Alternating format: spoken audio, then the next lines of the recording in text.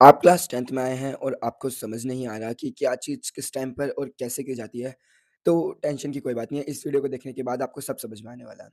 सो अगर हम पहली बार मिल रहे हैं तो hi everyone, I am Akshit Singh, just passed class 10th and started this channel with the motive to help you all in your class 10 journey. आज की इस वीडियो में मैं आपको फुल ईयर का रोड मैप देने वाला हूँ। लाइक किस-किस टाइम पीरियड तक आपका क्या-क्या हो जाना चाहिए, कैसे हो जाना चाहिए, कब-कब रिवीजन करना है उनका। एंड बाकी लाइक एक जो पूरी रिसोर्सेज वाली वीडियो है वो आएगी, वो सब्जेक्ट वाइज आएगी। लाइक साइंस में क्या है, एसएसटी में क्या है, तो वो सब्जेक्ट वाइज रिसोर्सेज की वीडियो भी आएगी। तो उसकी कोई टेंशन की बात नहीं है, उसके बारे में हम इसमें थोड़ा ज़्यादा बात नहीं करेंगे। इसमें हम ओवरऑल रोड मैप पे ज़्यादा फोकस करेंगे। So let's move to the video. So April start हो गया है एंड लाइक आपके स्कूल्स भी स्टार्ट हो गए होंगे, अगर नहीं हुए तो बहुत जल्द होने वाले होंगे एंड बहुत जगह तो हो भी गए होंगे। सो सबसे पहले हम बात करते हैं टर्म 1 के पेपर के बारे में। लाइक जो टर्म 1 के पेपर हैं वो लेट मई में स्टार्ट होते हैं एंड या फिर किसी-किसी के जून स्टार्टिंग तक भी होते हैं। या मिड मई में से भी हो जाते हैं। लाइक वो रीजन टू रीजन वैरी करता है एंड बट ऐसा है कि वो समर हॉलिडे से तो पहले हो ही जाते हैं मोस्टली। किसी-किसी के हाँ हो जाता है कि लेट। तो पहले ही बता रहा हूँ, ये जो मैं आपको रोड मैप दे रहा हूँ, ये रीजन टू रीजन वैरी करेगा। ऐसा भी हो सकता है कि कुछ बच्चे के लिए बिल्कुल एग्ज़ैक्ट मैच बैठ जाए और किसी-किसी के लिए थोड़ा बहुत आ गया है। बाकी ओवरऑल इतना ही होता है, ज़्यादा डिफरेंस नहीं आता। अगर थोड़ा बहुत है तो आपको हाँ, अपने अकॉर्डिंग अपडेट तो करना होगा। ऐसे नहीं है कि आप कहीं से भी बिल्कुल एग्ज़ैक्ट मिल जाएगा आपको। हर जगह हर बच्चे, हर रीजन का अलग-अलग होता है थोड़ा-थोड़ा। तो टर्म 1 के पेपर की बात करें तो उसमें आपके ज़्यादा चैप्टर नहीं आते। मुझे याद है कि मेरे मैथ में 4 चैप्टर आए थे, साइंस में 3 आए थे, हाँ, और एसएसटी में भी 4-5 ही आए थे। सो जो टर्म 1 का सिलेबस है वो टीचर आपको अप्रैल तक ही करा देता है, अगर आपके मई में पेपर होते हैं या फिर मई के स्टार्टिंग तक होता है। तो आपको भी कोशिश करनी है कि हाँ, कि आपके टीचर के साथ-साथ सारे चैप्टर्स होते रहें, बैकलॉग नहीं बनने देने हैं। एंड अप्रैल में आप ट्राई कीजिए कि हो जाएगा सब कुछ। बाकी मेरे पास यहाँ पे पेपर है तो आपको ज़्यादा मेहनत करने की ज़रूरत नहीं है। मैं इसके लास्ट में फ़ोटो डाल दूँगा तो आप स्क्रीनशॉट ले लेना, कभी आप ऐसे लिखने बैठो, इतनी मेहनत मत करना। तो आपको अप्रैल तक ये सारा कर लेना है जो टर्म 1 का सिलेबस आएगा। फिर मई के स्टार्टिंग में क्या करना है? मई की स्टार्टिंग में लाइक या जैसे ही आपका टर्म 1 का सिलेबस कंप्लीट हो जाए, सो आपको इसका रिवीज़न करना स्टार्ट कर देना है। बट मैं आपको पहले बता रहा हूँ, चाहे कोई भी पेपर आए, मुझे भी बहुत दिक्कत हुई थी पहले मैनेज करने में और करना पड़ता है। चाहे टर्म 1 के आएँ, टर्म 2 आएँ, प्री बोर्ड आएँ, लाइक प्री बोर्ड तक तो हो जाता है। हाफ ईयरली में छुट्टी होती है बट मेजरली नहीं होता। टर्म 1 और टर्म 2 में जैसे हमारा साथ-साथ सिलेबस भी चलता रहता है। जैसे पेपर चल रहा है तो साथ-साथ टीचर सिलेबस भी कराते रहते हैं। उन्हें इतना वो नहीं होता कि हाँ, अगर आपके स्कूल में ऐसे नहीं कराते तो बहुत अच्छी बात है। बट मोस्टली जगह ऐसे कराते हैं क्योंकि सिलेबस टाइमली कराना होता है, उनकी भी ऐसी गलती नहीं है। तो इसके साथ आपको क्या करना है, स्टार्ट कर देना है। आपको कंटिन्यू भी रखना है सिलेबस करना, लाइक पढ़ना स्टार्ट करना है उनके साथ ही एंड पिछले वाला रिवीजन करना है जितना टर्म 1 में आ रहा है। तो मई के स्टार्टिंग में आपको यही करना है। बाकी लाइक एंड ऑफ मई में तो आपका यही हो जाता है कि स्टार्ट हो जाते हैं पीटी 1। तो फिर उससे पहले पीटी 1 से पहले आप एक बार रिवाइज़ कर चुके हो। अब पीटी 1 में आपको ये होगा कि आपको ज़्यादा टेंशन नहीं रहेगा, एकदम लोड नहीं रहेगा क्योंकि पीटी 1 के साथ-साथ क्लासेस भी चलती हैं। तो एकदम से ऐसे नहीं रहेगा कि अरे! अब मैं जाके पढ़ूँ या क्लासेस का पढ़ूँ, क्योंकि कोचिंग वाले नहीं रुकते, बैच ले रखा है तब भी नहीं रुकते एंड अगर सेल्फ स्टडी कर रहे हो तो हाँ, आपको कंटिन्यू रखना पड़ेगा वरना आप पीछे रह जाओगे क्योंकि लाइक टाइम तो लगता है चीज़ों को करने में। तो बाकी आपको बस मई की एंड में भी यही कंटिन्यू रखना है। आप एक बार रिवाइज़ कर चुके हो पहले जो टर्म 1 के चैप्टर्स हैं एंड जब आप अब रिवाइज़ करोगे तो अब आपको ज़्यादा टाइम नहीं लगेगा, तो आपके लिए बहुत बेनिफिशियल है। एंड हाँ, जब आप मई के स्टार्टिंग में रिवीज़न करोगे तो आपको रिवीज़न कैसे करना है, क्योंकि लाइक अगर आप चैप्टर्स भी कर रहे हो, साथ में रिवीज़न भी कर रहे हो तो इतना ज़्यादा टाइम नहीं होएगा। तो आपको जो रिवीज़न करना है, मैंने आपको बताऊँगा कि बेस्ट तरीका होता है रिवीज़न करने का कि आप टेस्ट के थ्रू करिए। क्योंकि क्लास टेस्ट तो टीचर लेता है, जैसे टर्म 1 के पेपर है, क्लास टेस्ट लेगा एंड अपना सिलेबस भी कराता चलेगा। तो जिस दिन क्लास टेस्ट है, आप उसी दिन वो रिवाइज़ कीजिए। तो आपको पूरा टर्म 1 का सिलेबस रिवाइज़ हो जाएगा। इसके साथ-साथ आपका मेंटेन भी करते चलेंगे। बाकी इतने आपके पेपर चलेंगे, इतने भी सिलेबस बढ़ता रहेगा, तो धीरे-धीरे आपको वो भी पढ़ते रहना है। एंड अगर आप एक बार रिवाइज़ कर चुके हो, एक बार आपने पहले अच्छे से पढ़ा भी था, तो अब की बार जब आप रिवाइज़ करोगे तो इतना ज़्यादा लोड नहीं होगा। हाँ, एंड फिर बस इसके बाद बात आती है जून टू जो अगस्त वाला टाइम होता है। तो जून टू अगस्त वाला टाइम होता है, वो हमारा पीटी 1 के बाद वाला एंड हाफ ईयरली के पहले वाला होता है मेजरली। क्योंकि इस टाइम तक बच्चों के मेजरली वो हो जाते हैं, पीटी 1 खत्म हो जाते हैं। पीटी 1 या फिर टर्म 1 के एग्ज़ाम जो भी हैं। एंड हाफ ईयरली तो आपके सितंबर या अक्टूबर में होते हैं। तो ये जो टाइम होता है ये बहुत अच्छा होता है एंड इनके एक और एडवांटेज है कि इनके बीच में हमें समर हॉलिडे मिलते हैं। लाइक आई गेस 30 डेज़ का तो मिलता ही है स्कूल से। बट हाँ, जो आप बैच ले रहे हो या कोचिंग वाले होते हैं, वो बिल्कुल वो ऐसे छुट्टी नहीं देते, ज़्यादा से ज़्यादा 1 हफ्ते की छुट्टी दे देते हैं, उससे फालतू छुट्टियाँ नहीं मिलती हैं। एंड लाइक आप भी अगर सेल्फ स्टडी कर रहे हो तब भी आपको ऐसे बिल्कुल भी ऐसे ब्रेक नहीं ले लेना। तो मैं आपको बताता हूँ इसके बीच में आपको क्या करना होगा। लाइक जो जून-जुलाई वाला मंथ है, उसमें आपके समर हॉलिडे होंगे। तो उसमें आपको क्या करना है कि आपको अपना हाफ ईयरली का सिलेबस आगे बढ़ाना है। लाइक इस पीरियड तक आके हाँ, जैसे 3-4 महीने होते हैं, तो टीचर लाइक 80% सिलेबस तो करा ही देते हैं हाफ ईयरली का। लाइक 70 टू 80% हाँ, हो जाता है। तो आपको वो 70 टू 80% टीचर के साथ-साथ ही करना है एंड बाकी जो पीछे का चैप्टर्स हो चुके हैं या आगे के हो चुके हैं, आपको कुल मिला के रिवीज़न करना है हाफ ईयरली के चैप्टर्स का। अब हमारा जो मेन एम होना चाहिए वो हाफ ईयरली का होना चाहिए। हम सेक्शन वाइज़ बढ़ेंगे कि जब पहले हमने टर्म 1 पे फ़ोकस किया था, टर्म 1 हमारा अच्छे से हुआ। अब हम हाफ ईयरली पे बढ़ रहे हैं, तो हमारे इन जून-जुलाई के 2 महीने होते हैं, इनमें समर हॉलिडेज़ भी आती हैं एंड हाँ, बहुत अच्छा एडवांटेज होता है। प्लीज़ अपनी समर हॉलिडेज़ को पूरा वेस्ट मत करना। हाँ, मैं ये नहीं कह रहा एन्जॉय मत करना। मैं भी घूमने गया था, घूमने जाना आराम से। भई अगर तुम्हें 30 दिन की छुट्टी मिल रही है या 45 डेज़ की छुट्टी मिल रही है, तो 15 एक दिन घूमना, 30 एक दिन पढ़ना, बस ये वाली बात है। तो आपको इसमें अपने टीचर के साथ-साथ सिलेबस करते ही चलना है। तो 80% सिलेबस तक आपका करा ही देंगे टीचर लाइक जून जुलाई तक बोल रहा हूँ मैं 80% सिलेबस एंड बाकी आपको 40% चैप्टर्स का रिवीज़न कर लेना है जो हाफ ईयरली माने हैं। हाँ, मुझे लगता है कि मेरे मैथ्स में 10 चैप्टर आए थे हाफ ईयरली में हाँ। तो 10 चैप्टर का मतलब है कि लाइक मुझे कम से भी कम 4-5 चैप्टर तो रिवाइज़ कर ही लेने हैं एंड बाकी मेरे 8-9 चैप्टर कंप्लीट हो जाने चाहिए जुलाई तक। ये जस्ट एक एग्ज़ाम्पल था। फिर जब अगस्त का महीना आएगा, अगस्त के महीने में आपको क्या करना है कि आपको अपना 20% जो सिलेबस बचा हुआ था हाफ ईयरली के लिए, वो कंप्लीट करना है एंड जो 60% रिवीज़न के लिए बचा था, तो वो करना है। तो अब आपके इन 3 मंथ्स में क्या हो चुका है, आपका पूरा हाफ ईयरली का सिलेबस कंप्लीट हो चुका है। एक बार सब चीज़ रिवाइज़ हो चुकी है, दोबारा से पिछले वाला भी एंड न्यू वाला भी, क्योंकि 40% हमने जून-जुलाई में किया था एंड 60% इसमें किया है। अब जब हमारा सितंबर आएगा, सितंबर को मैं मान के चल रहा हूँ कि आपके हाफ ईयरली होंगे। अगर हाफ ईयरली नहीं हो रहे, तो आप इसमें भी फिर आगे के चैप्टर्स करना, आगे के चैप्टर्स भी रिवाइज़ करना। ऐसा नहीं है कि हाँ, हाफ ईयरली तक ही काम आने हैं, ये सब आगे भी काम आने हैं। बट लाइक सितंबर में हो जाते हैं, बहुत सारे बच्चों के मिड ऑफ सितंबर में हो जाते हैं, तो इससे पहले बस आपका हाफ ईयरली तक का सिलेबस कर लो, उतना रिवाइज़ कर लो, बहुत है, कुछ ज़्यादा ऐसे करने की ज़रूरत नहीं है। बहुत सारे मैंने बच्चे देखे हैं कि हाँ, पहली-पहली कि समर हॉलिडे में इतना कि एक कोई पूरा एक सब्जेक्ट कर लिया, पूरी मैथ्स कर ली, इतना लोड लेने की ज़रूरत नहीं है, आराम से चलेंगे, रिवाइज़ करते हुए चलेंगे। बल्कि आप समर हॉलिडेज़ एंड ये जून-जुलाई वाले मंथ हैं, इनको आप रिवीज़न करने में ज़्यादा इन्वेस्ट करना, क्योंकि लाइक बच्चे आगे का पढ़ते-पढ़ते जाते हैं, लगता है कि हाँ, मैंने पूरा मैथ्स पढ़ ली ये, बट रिटेन करना बहुत बड़ी चीज़ होती है। तो अगर आप ज़्यादा टाइम से रिवीज़न करोगे, तो बहुत अच्छा है वो आपके लिए एंड प्लस अब आपके 1-2 महीने बाद फिर इसके बाद हाफ ईयरली आएँगी, तो ये रिवीज़न उसके लिए ही है, तो आपको फिर एकदम से इतना लोड नहीं आएगा। फिर जब अभी तक आपका रिवीजन हो चुका है अगस्त तक, अब सितंबर आया, आपके हाफ ईयरली स्टार्ट हुए, सितंबर, अक्टूबर कुछ भी हो सकता है। जब जब इसमें हाफ ईयरली स्टार्ट हुए, तो इस टाइम पे मुझे याद है कि हाँ, अच्छे से हमें लीव्स मिलती हैं, 1-2 दिन के बीच में लीव्स मिलती हैं। इनके बीच में कुछ भी ऐसा नया सिलेबस आगे का नहीं कराया जाता। तो आपको अपना आगे का सिलेबस इसमें ज़्यादा फ़ोकस करने की ज़रूरत नहीं है, लाइक ऐसा नहीं है कि छोड़ोगे, पर हाँ, आपको आगे का कंटिन्यू पढ़ता जाना है। इसमें भी लाइक जो जून टू अगस्त वाला था, इसमें भी मुझे याद है टीचर्स हाफ ईयरली से भी आगे का करा देते हैं। तो ये सब आपको पढ़ना है, रिवीज़न मत करना है, रिवीज़न हाफ ईयरली तक के करना, पढ़ना सब है। बाकी अब देखो आपका सितंबर में भी एक बार रिवाइज़ हो जाएगा जब आप हाफ ईयरली के पेपर्स दोगे एंड आपको आगे का भी पढ़ते जा रहे हो। अब आता है हमारा अक्टूबर का महीना, लाइक अक्टूबर में आपको क्या करना है, अक्टूबर तक आपको अपना डेडलाइन बनाना है। वैसे तो लाइक जैसे मैंने बताया था 10 चैप्टर आए थे, तो लाइक ये बैठता है हाँ, 70-80% बैठता है। तो लाइक 70-80% सिलेबस तो टोटल कवर हो ही जाता है हमारा हाफ ईयरली में, बट जो 20-30% सिलेबस बचता है, वो आपको अक्टूबर के महीने में करना है एंड इसके बाद आपको रिवीजन करना है। रिवीजन किसका करना है? रिवीजन करना है जो नए चैप्टर्स हैं। नए चैप्टर्स कौन से थे? जो आपने लाइक हाफ ईयरली तक वाले रिवीजन करे, बट मैंने बोला था जो उसके बाद टीचर करा रहा है उनका रिवीजन मत करना, क्योंकि फिर आप बिना फालतू में कन्फ्यूज़ होगे, ये सब है। बाकी पढ़ते चलना। तो अब आपने ये सारे चैप्टर एक बार पढ़ रखे हैं। अब जितने भी चैप्टर हाफ ईयरली में आए हैं, उसके बाद जितने भी हुए हैं, आपको सब रिवीजन करना है उनका।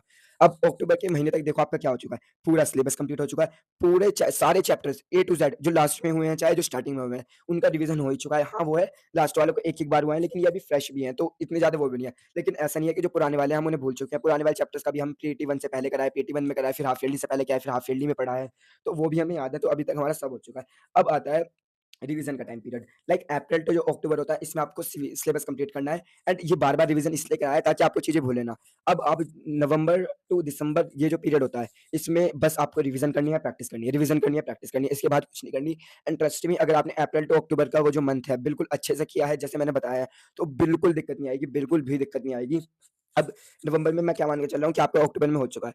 अब मेरी बात ध्यान से सुनना, नवंबर सबसे अच्छा मंथ होगा रिवीजन करने के लिए, सबसे फ्री मंथ होगा रिवीजन करने के लिए एंड मैं एक और एडवाइस देना चाहूँगा कि नवंबर के बाद आप स्कूल जाना कम कर देना। मैंने तो इनफैक्ट छोड़ ही दिया था, मैं लास्ट के 2-3 महीने स्कूल नहीं गया। टीचर का प्रेशर बनाना है कि हाँ, परसेंटेज का ये होता है कि अटेंडेंस कितनी है, अटेंडेंस 75% का क्राइटेरिया होता है, कहीं नहीं सुनी जाती। हमें भी टीचर ने स्टार्टिंग में बोला था, इनफैक्ट लास्ट तक बोला था, बट मेरी कम ही थी। हाँ, जब मैंने सितंबर, अक्टूबर के करीब हाँ, हाफ ईयरली तक मैं गया था, उसके बाद जाना छोड़ दिया था। तो मैं जब तक थोड़ा गया था स्कूल, मेरी 92 1% थी, उसके बाद नहीं गया, मेरी सारी परसेंटेज गिरी है, किसी ने कुछ नहीं पूछा, किसी ने ना एडमिट कार्ड देने से मना किया। टीचर्स डराते हैं क्योंकि उन्हें वहाँ रहता है, बट उन वो ऐसे ही समझते हैं, वो कुछ नहीं कहते लास्ट के पीरियड में जाके। सो नवंबर सबसे बेस्ट मंथ होगा, क्यों? क्योंकि दिसंबर और जनवरी में आपके प्री बोर्ड भी चल रहे होंगे, प्री बोर्ड भी टाइम लेते हैं, ऐसा नहीं है कि प्री बोर्ड हो जाएँगे। लाइक एक प्री बोर्ड आपके लगभग 15 दिन लेगा, क्योंकि हम पे 6 सब्जेक्ट रहते हैं, 5-6 सब्जेक्ट रहते हैं, तो हाँ, 15 दिन लेगा क्योंकि 1-2 दिन का बीच में गैप मिलता है। एंड जब जनवरी में पीटी 2 होंगे, वो प्री बोर्ड 2 होंगे सॉरी, तो उसमें भी आपके 15 दिन जाएँगे। तो देखो इन 2 महीने में से आपका 1 महीना तो इन्हीं देने में चले गया, बट वो भी अच्छे हैं, वो देने हैं, ऐसा नहीं है वो टाइम वेस्ट है। वो बल्कि बहुत अच्छे हैं क्योंकि उससे आपकी पहला आप एक तरीके से वो सैंपल पेपर ही लगा रहे हो, जैसे आप घर पे लगाओगे। एंड इनफैक्ट वो सैंपल पेपर से ज़्यादा बढ़िया है क्योंकि आपको वहाँ पे माहौल होता है, आपको एग्ज़ाम प्रेशर होगा वहाँ पे एक फ़ील होता है। एंड पेपर के थ्रू लोग बाग कि हाँ, जब स्ट्रेस आता है ना कि हाँ, एग्ज़ाम्स आ रहे हैं, तो लोग बाग अच्छे से रिवीज़न कर लेते हैं। तो मैं बाकी बता रहा था नवंबर सबसे बेस्ट मंथ है, तो नवंबर में आपको रिवीज़न करना है। कितने सिलेबस का करना है? लगभग 70% सिलेबस का रिवीज़न हो जाना चाहिए। 70% कितना बनता है कि 14 चैप्टर्स आ रहे हैं आपके, तो 70% बनता है कि हाँ, आपके 8-9 हो जाने चाहिए। ऐसी साइंस में भी हाँ, आपके 8-9 चैप्टर्स हो जाने हैं, 8-9, 10 चैप्टर्स हो जाने चाहिए, इतने चैप्टर्स हो जाने चाहिए। एंड ये रिवीजन करना कैसे है, बाकी ये सब मैं आपको जो मैंने बताया है कि हाँ, वो सब्जेक्ट वाइज़ आपकी वीडियोज़ आएँगी, उसमें बताऊँगा कि हमारी हर सब्जेक्ट पे कमांड कैसे होनी चाहिए क्योंकि हर सब्जेक्ट अलग से पढ़ेंगे। एंड उसमें रिसोर्सेज़ भी बताऊँगा, बट कुछ रिसोर्सेज़ मैं यहाँ पे बता रहा हूँ जो मोस्टली कॉमन है सबके लिए। वो बता रहा हूँ कि आपको कोई भी एक तो क्वेश्चन बैंक फॉलो करना है क्योंकि अभी तक आपने अक्टूबर तक क्या किया? आपने एनसीईआरटीज़ पढ़ी हैं, नोट्स बनाए हैं, आपने अच्छे से क्वेश्चन प्रैक्टिस करी है। इसके बाहर कुछ मत जाना क्योंकि ये आपकी बेसिक फाउंडेशन है। इतना कर लिया मोर देन सफिशिएंट है। लेकिन अब आपको क्या करना है, अब आपको थोड़े और लेवल अप करना है क्वेश्चन प्रैक्टिस के थ्रू। तो आप कोई भी क्वेश्चन बैंक लेना। एंड एक भाई सबसे ज़्यादा इम्पोर्टेंट जो रिसोर्स है, वो है जो सीबीएसई का कॉम्पिटेंसी पीडीएफ आता है ना क्वेश्चन बैंक वाला, वो बहुत इम्पोर्टेंट है। भाई पेपर में डायरेक्ट क्वेश्चन उठ के आते हैं, हमारे पेपर में भी आए हैं उनसे डायरेक्ट क्वेश्चन उठ के, तो उसे लीव मत करना। एंड बाकी इस टाइम पे आपको क्या करना स्टार्ट कर देना है, आपको बड़े टेस्ट नहीं देने अभी कि आप फुल टेस्ट दे रहे हो पूरे सब्जेक्ट का, बिल्कुल भी ऐसे नहीं करना। आपको चैप्टर वाइज़ टेस्ट देने हैं। चैप्टर वाइज़ टेस्ट देने का एक सबसे बड़ा फ़ायदा होता है, अगर आप फुल लेंथ टेस्ट देते हो, तो आपको चैप्टर की वीकनेस नहीं पता चल पाती। लेकिन अगर आप टेस्ट देना स्टार्ट करोगे चैप्टर वाइज़ वाले, तो वो बहुत ज़्यादा अच्छे होते हैं क्योंकि उनसे आपको अपने वीक पॉइंट्स पता चलेंगे चैप्टर के। कभी भी ऐसा नहीं होगा कि हाँ, कि मेरा ये वाला चैप्टर का ये वाला छूट गया और मुझे पता नहीं चला। क्योंकि जो चैप्टर वाइज़ टेस्ट होंगे आप सोचो, वो 30 से 40 नंबर का होता है। एक चैप्टर में से 30 से 40 नंबर का जब टीचर बनाएगा, आप तो फिर वो हर एरिया कवर करने की कोशिश करेगा। एंड फिर जो वीक है आप उस पे और फोकस करना है रिवीजन के लिए। ऐसा नहीं है कि मैंने बताऊँ कि जो टेस्ट है कि आप ऐसे ही छोड़ दो आके देखे आके। आपको टेस्ट आके एनालाइज़ करना है। बिल्कुल भी ऐसा नहीं है कि वो आया तो जो मैंने फेंक दिया, एनालाइज़ करो कि यहाँ यार मेरे क्यों कटे मार्क्स? अच्छा मैंने इसलिए कटे क्योंकि हाँ, मुझे क्वेश्चन ही गलत समझ आया, मैंने क्वेश्चन गलत समझा, या यहाँ पे मेरा ये वाला क्लियर नहीं है, ये मैं भूल गया। तो जो चीज़ भूल रहे हो ना उससे ज़्यादा रिवाइज़ करो। ऐसा नहीं है कि जो चीज़ तो आपको आती है आप उसी ही पढ़े जा रहे हो, उसी ही पढ़े जा रहे हो। अरे उसको पढ़ के कुछ फ़ायदा नहीं है, वो तुम्हें आता है तो आता है, उसे तुम नहीं भूलने वाले। जो भूल रहे हो उसे पढ़ो ना। तो बाकी बात ये है आपका नवंबर तक हो जाना चाहिए 70% सिलेबस, 60% भी होएगा चलेगा, 60 टू 70% सिलेबस हो जाना चाहिए। एंड फिर आता है दिसंबर का मंथ। दिसंबर में बता रहा हूँ मैं, स्टार्टिंग के 15 डेज़, 15 टू 20 डेज़। इन 15 टू 20 डेज़ में जो बचा हुआ रिवीज़न है चैप्टर्स का, वो करना है। एंड प्री बोर्ड 1 भी आपकी स्टार्टिंग में हो जाते हैं, एंड प्री बोर्ड 1 भी इनमें कवर करना है। अब आप ये कैसे मैनेज करोगे? आपके कीबोर्ड चल रहे हैं एंड ऐसे, तो आप ऐसे कर सकते हो जैसे मैंने बताया था कि आपके 10 एक चैप्टर्स हो जाने चाहिए मैथ में। अब आपको मैथ का पेपर है, लेकिन आपको 2 दिन की छुट्टी है, तो आप पहले उन 4 चैप्टर्स का रिवीज़न करना, उसी के साथ करना, उनके टेस्ट देना। चाहे उन 2 दिन में उन 4 चैप्टर को पढ़ के जाओगे, कोई दिक्कत नहीं है, क्योंकि पहले में 10 चैप्टर तुम अच्छे से पढ़ चुके हो, तुम स्टार्टिंग से पढ़ते आ रहे हो, तुमने अक्टूबर तक पढ़ा है, तुमने नवंबर में एक बार उसका दोबारा रिवीज़न किया है, तो ऐसी कोई टेंशन नहीं है। उसे एक बार ऊपर से देख-देख के भी जाओगे, तब भी दिक्कत नहीं है, उन 4 चैप्टर को अच्छे से करना। ऐसे करके ही हो पाएगा। 2 चीज़ों को तुमने कंबाइन करना पड़ेगा, कभी भी ऐसे नहीं होगा कि पहले मैं ये करूँगा, फिर मैं प्री बोर्ड देने जाऊँगा, प्री बोर्ड के लिए अलग से पढ़ूँगा। इसी में मर्ज करके पढ़ना। अब जैसे साइंस में तुम्हारे 8-9 चैप्टर्स हुए हैं, है ना? 8-9 चैप्टर्स हुए हैं, तो 1 चैप्टर होता है, 4-5 चैप्टर बचे हैं, तुम्हें 2-3 दिन की छुट्टी मिली है। उन 4-5 चैप्टर को पक्का करके जाओ, बाकी चैप्टर्स को तुम छोड़ के भी जाओगे, कोई दिक्कत नहीं है, वो तुम्हारे दिमाग में बैठ चुके होंगे। तुम्हें लग रहा होगा कि हाँ, ये तो मैं भूल रहा हूँ, जब वहाँ जाकर करोगे तो ऐसी। एंड अगर प्री बोर्ड में कम नंबर आ रहे हैं, आने दो। प्री बोर्ड के मार्क्स देख के कभी डिमोटिवेट मत होना। मेरे खुद कम नंबर आए थे, मेरी 87% आई थी आई थिंक, एंड अब बोर्ड्स में मेरे 95 प्लस आएँगे, इसके लिए मैं कॉन्फिडेंट हूँ।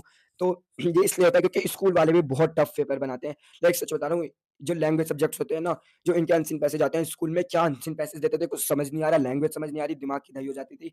बट बोर्ड के एग्ज़ाम में ऐसा नहीं हुआ, बहुत अच्छा था वहाँ पे, सब कुछ ईज़िली हो जाता है, इतना डरने की ज़रूरत नहीं है। हवा बना रखा है बोर्ड्स में सच में।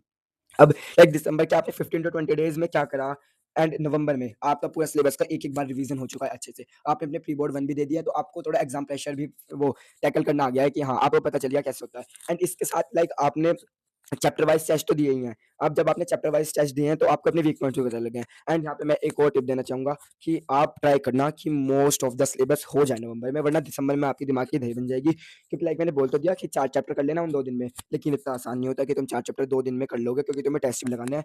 तो ट्राई करना कि 80% सिलेबस हो जाए। एंड अगर तुम स्कूल जाना छोड़ चुके हो, अगर तुम कुछ नहीं कर रहे, तो भाई तुम्हारे पास आसानी से टाइम मिल जाएगा।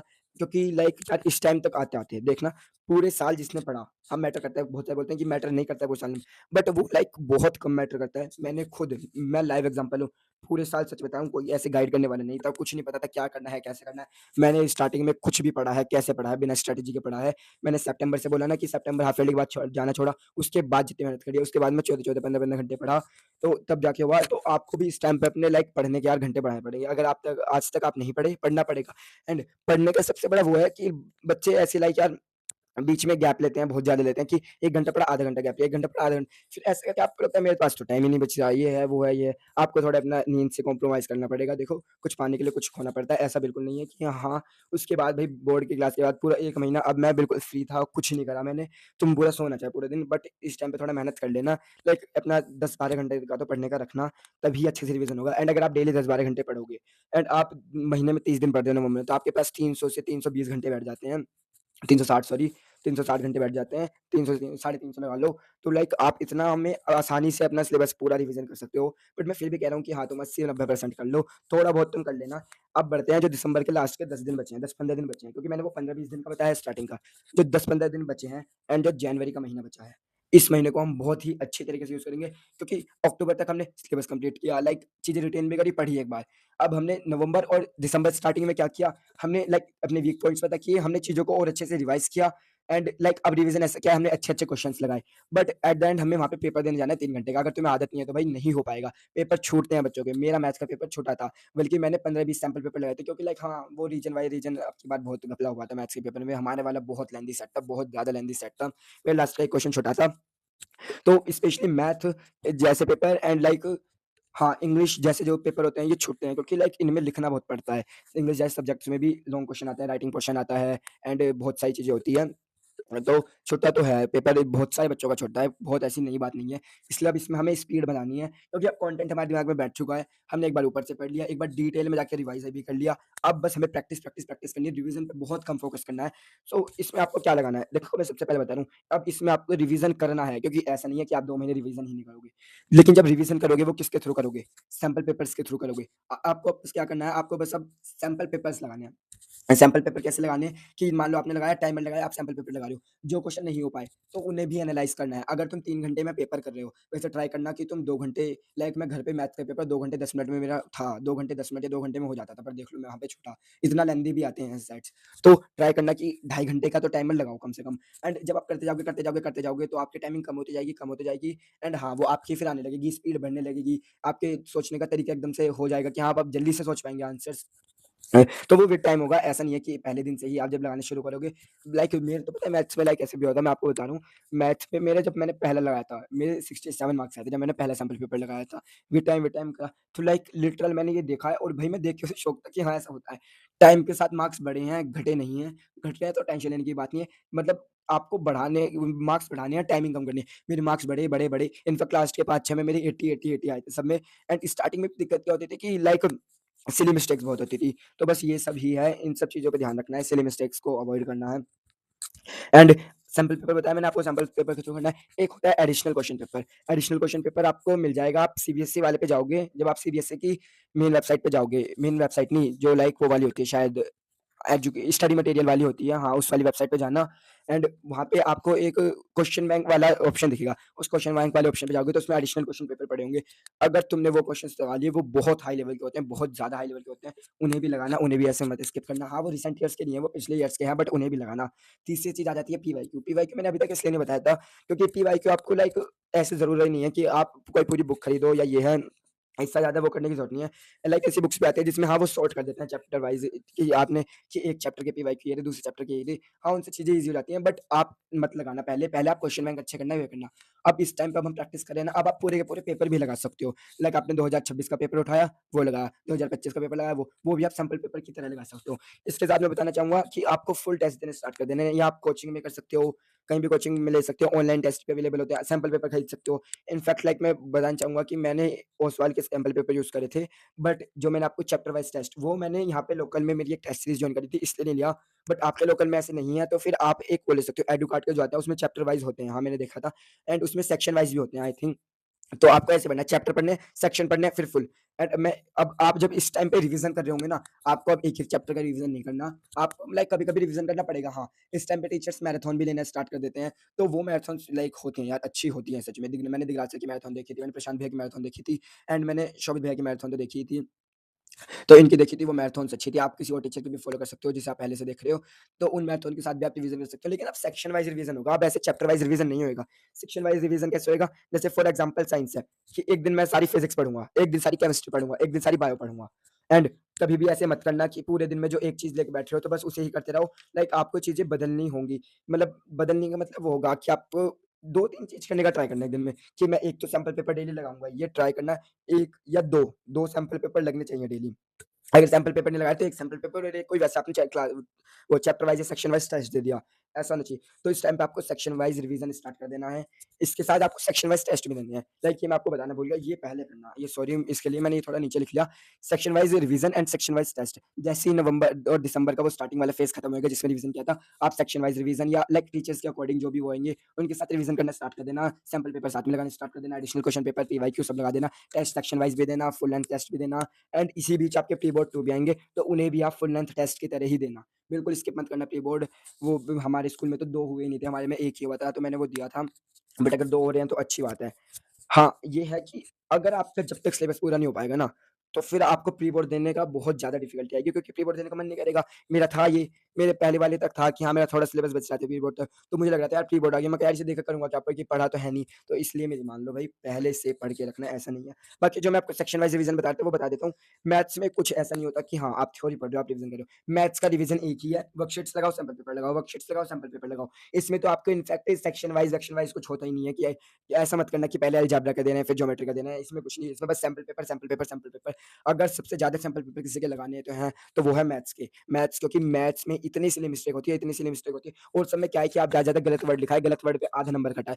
इसमें भई अगर तुम्हारा एक म मेरे सच बता रहा हूँ, मेरे 5 नंबर का क्वेश्चन था जब मैं सैंपल पेपर लगा रहा था, ऊपर जैसे 7 होता है, 7 को कोई 9 समझ लिया, या ऐसे 9 को 7 लिख दिया, गलती से लिख देते हैं कई बार। तुम्हारी पूरी कैलकुलेशन, मेरा पूरा 5 नंबर कटा, 5 नंबर वाला क्वेश्चन कटा, क्योंकि वो स्टार्टिंग में मिस्टेक होती थी, लास्ट में मैंने देखी नहीं। एंड अगर एक बार स्टार्टिंग में मिस्टेक करोगे, लास्ट तक उसे ठीक करने जाओगे, अगर आपने वो देख भी ली, तो आपको पता नहीं कितनी चीज़ें बदलनी पड़ेंगी, वो क्वेश्चन इनफैक्ट पूरा दोबारा से ही करना पड़ सकता है।